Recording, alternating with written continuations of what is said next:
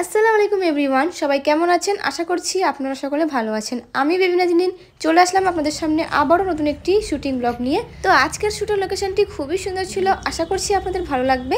তাই ভিডিওটি স্কিপ না করে কন্টিনিউ দেখতে থাকুন।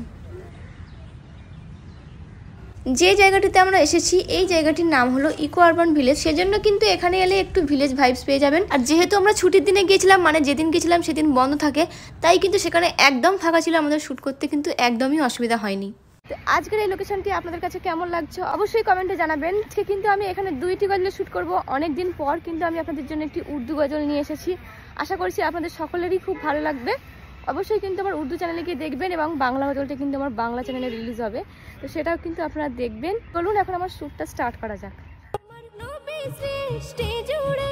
নবীর জন্য হলাম ধন্য, যাই কে থাকা ছেড়ে আকলে ছবি দেখতে পাবে, আকলে ছবি দেখতে পাবে কত এসে মহান। নবীর বাণী যখন শুনি দিল করে আনজান, নবীর বাণী যখন শুনি দিল করে আনজান। আকলে ছবি দেখতে পাবে, আকলে ছবি দেখতে পাবে কত এসে মহান। নবীর বাণী যখন শুনি দিল করে আনজান, নবীর বাণী যখন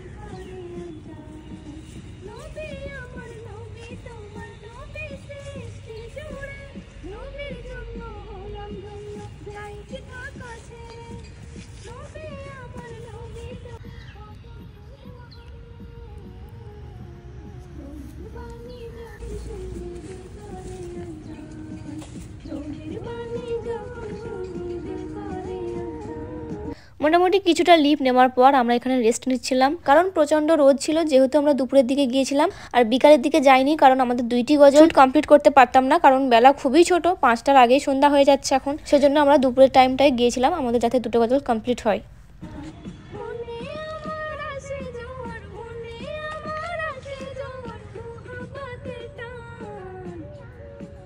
নবী আমার নবী তোমার নবী সৃষ্টি জুড়ে, নবীর জন্য হলাম ধন্য, যাই কে থাকা ছেড়ে আকলে ছবি দেখতে পাবে, আকলে ছবি দেখতে পাবে কত এসে মহান। নবীর বাণী যখন শুনি দিল করে আনজান।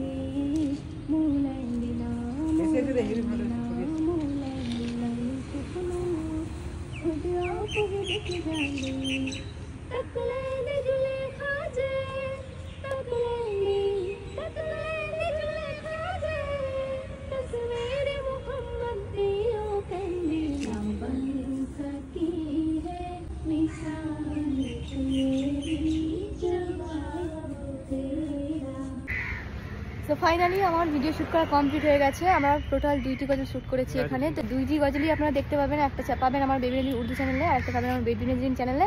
তো আজকের ব্লগটি এই পর্যন্তই, দেখা হবে অন্য কোনো ভিডিওতে। ততক্ষণ পর্যন্ত সবাই ভালো থাকবেন, সুস্থ থাকবেন। আল্লাহ হাফেজ।